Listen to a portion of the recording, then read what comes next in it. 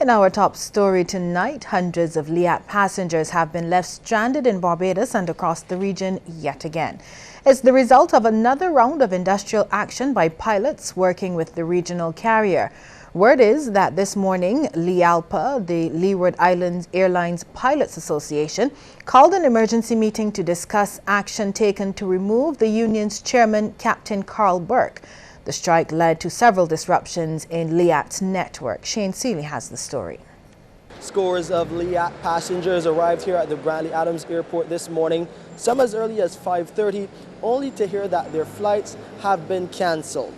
The result of another round of industrial action by pilots and workers at the regional carrier. Now, some workers are still behind the booth, but they're unable to check in anyone. What they have told the customers, the travelers, is that they will have to wait till about 1:30 for any information on flights going out of Barbados. Now, some of those passengers, obviously frustrated, spoke to CBC News. Here's what they had to say. My flight is supposed to be at 12:30. So when I come in, they come and tell me about they said they would start checking in, but they said to stop checking because they have industrial action they have industrial action or whatever. So they're setting up something, so we'll check them in and out. That's all they tell us. We come here and they say 2 people in front of us were able to check in, and then they said, no, you guys cannot check in. There's going to be a meeting around 1 o'clock. And we don't know what's going on after that. Spent the night here last night, hoping to make our flight this morning at 12:30 to Dominica, and I'm told that the pilots are meeting with their representative, not sure what time we're going to be leaving now, which is a huge inconvenience because we have a taxi driver waiting for us, and now we're going to be late. You know, this is really unprofessional, unacceptable. If they knew there was going to be a strike, they should have made some contingencies that passengers would not have to suffer. And this passenger was so fed up, he wanted an urgent transfer onto another airline. You actually transfer. What did the LIAT workers tell you? No, it said that the flights getting to Trinidad from here is all booked up. But there's a flight, there's big 6 on the one going from Trinidad to Georgetown. Now, LIAT ticketing staff have been very tight-lipped about the situation. They aren't releasing any information, but it's understood, and I overheard one of the passengers saying that they're expecting to get refunds, and that's expected to be for across the board for all stranded passengers. Meanwhile, others have been trying to get transfers onto other flights to make their way out of Barbados. I'm Shane Seeley for CBC News. Thanks, Shane. Chairman of LIAT, Dr. Jean Holder, has issued a public apology to all passengers left stranded as a result of today's industrial action by the airline's pilots. In a telephone conversation with CBC News, he was unable to say with certainty when normal service will resume. He has revealed that LIAT pilots are at this hour still meeting with their trade union representative, LIALPA, and he's awaiting an end to those discussions to hear when the pilots will resume duties. It is a matter for great regret that once more LIAT passengers have been left stranded. So my very first comment is to express great sympathy with the people who have been stranded.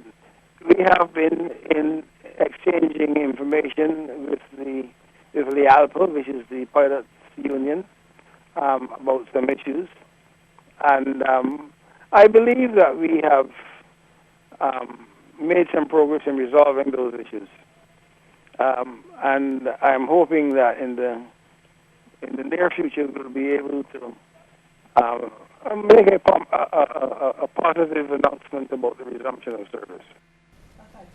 Customers who wish to rebook will be allowed to do so without charge for a period of 1 week from the date of their originally scheduled travel. Passengers who are unable to travel as planned due to the work stoppage will be issued a full credit for future travel at their request.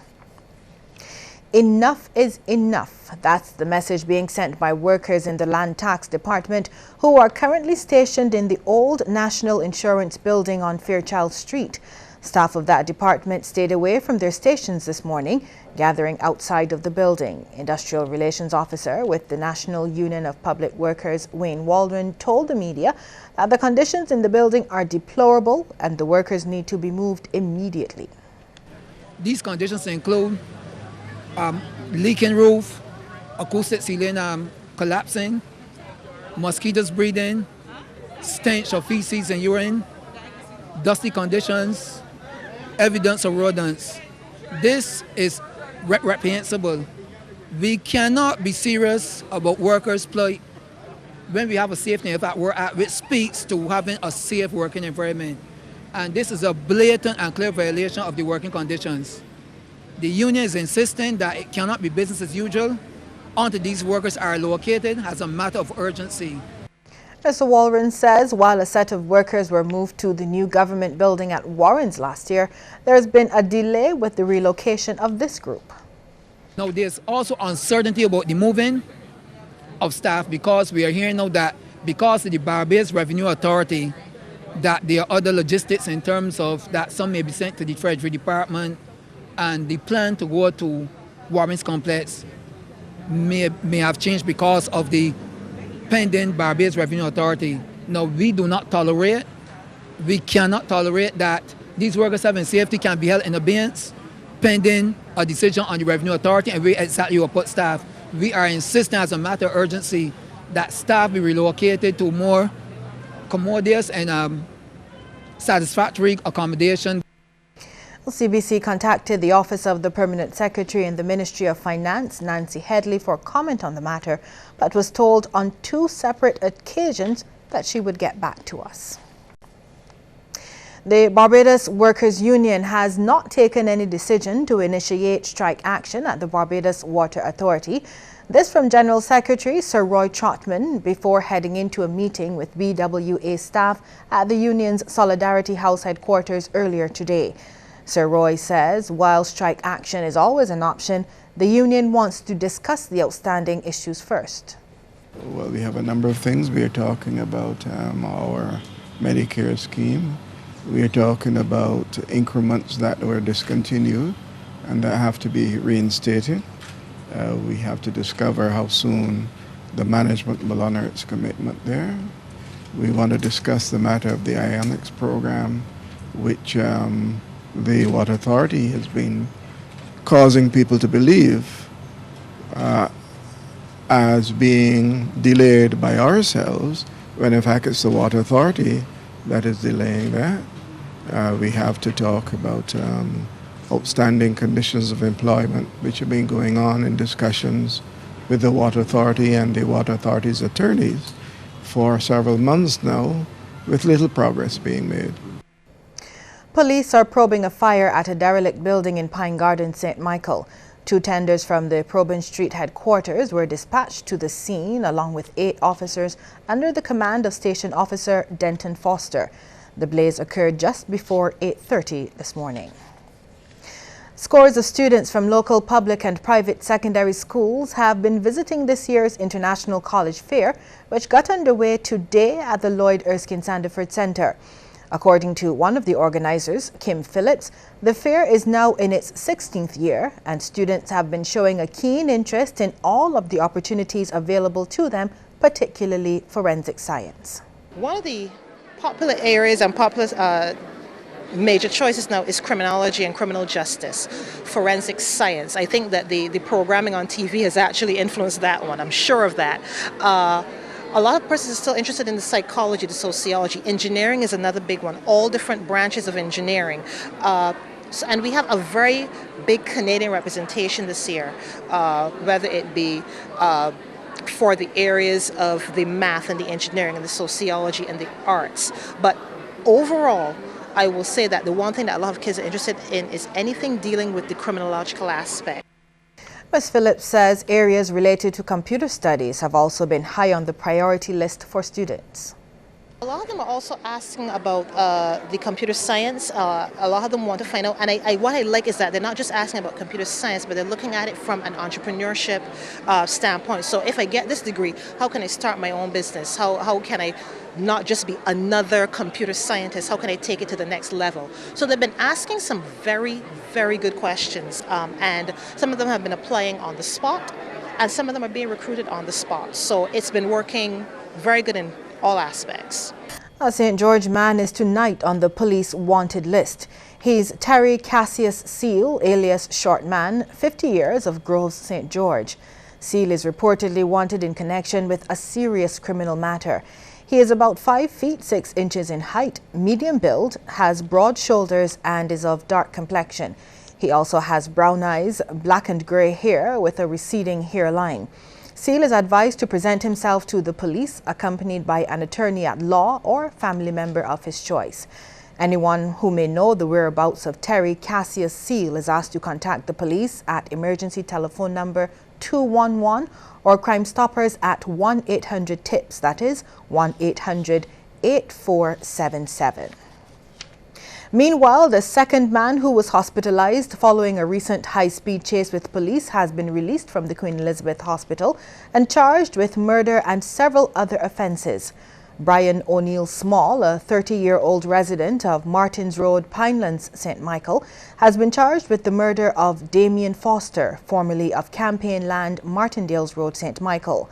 Small is also facing charges of possession of a firearm, possession of a quantity of ammunition and going equipped while he was the passenger in a car which was pursued by police at Lower Grays, Christchurch on October 11th.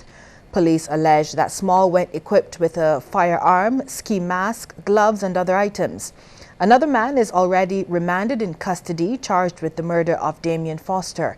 He is 40-year-old Tyrone DaCosta Hope. Foster's body has still not been recovered by police, but investigations are continuing. A suggestion tonight that more research be conducted to determine links between climate change and chronic non-communicable diseases.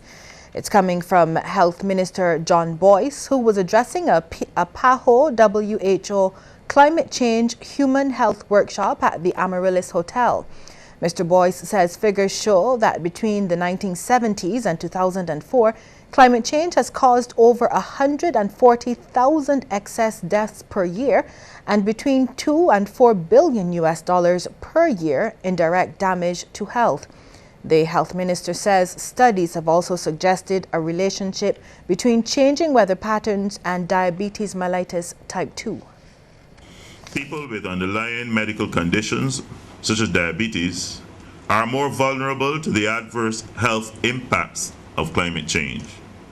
In hotter temperatures, dehydration and heat stroke increases morbidity and mortality in people with diabetes. People with diabetes are also predisposed to cardiovascular events during heat waves and higher mortality from heart attack on days of high air pollution. PAHO WHO representative for Barbados and the Eastern Caribbean, Dr. Ernest Pate, says the Caribbean has been leading the way on climate change and the health front with the first conference on the issues held here in 2002. Dr. Pate says, unfortunately, since then, the Caribbean countries have lost their way. I would really like to ask of you as participants, take away the experiences that are going to be shared here. And in fact, if you do nothing else, when you get back at country level, share that experience. And we would like you to be advocates for these plans to be pushed at national level. We should be looking at regaining that lost ground over the past number of years. The backyard of a resident in Belle Plaine, St. Andrew is slipping away. Cynthia Vaughan occupies the house with a daughter and 2 grandchildren, and she says the land started to move away from August 21st. It was over a little further than where it is now. And it was the 21st when I saw the water. Then I come out, I see it dropping.